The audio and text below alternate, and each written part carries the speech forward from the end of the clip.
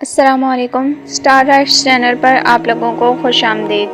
میری آج کی ویڈیو کا موضوع ہے ناشکری کا انجام۔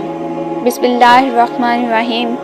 کبھی کبھی ہم زندگی میں سب کچھ رکھتے ہیں، گھر، روزی، صحت، محبت، مگر دل پھر بھی خالی لگتا ہے۔ کیوں؟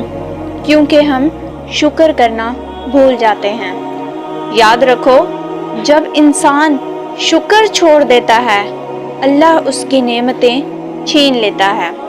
آج کی کہانی ایک ایسے ہی انسان کے بارے میں ہے جو ناشکری کرتا تھا۔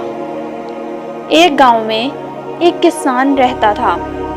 اللہ نے اسے زمین دی تھی، کھیت تھے، درخت تھے، ہر روز تازہ ہوا، پھل اور رزق، مگر اس کے دل میں شکر نہیں تھا۔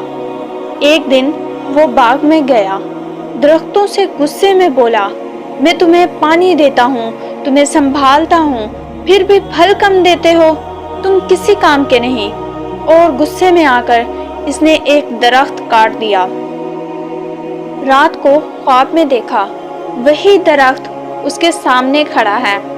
درخت نے روتے ہوئے کہا، میں تیرے گھر کو سایہ دیتا تھا، پرندے تیرے کھیتوں کے کیڑے کھا جاتے تھے، اللہ نے مجھ میں تیرے لیے برکتیں رکھی تھی، مگر تو نے ناشکری کی، اب دیکھ برکت کیسے جاتی ہے۔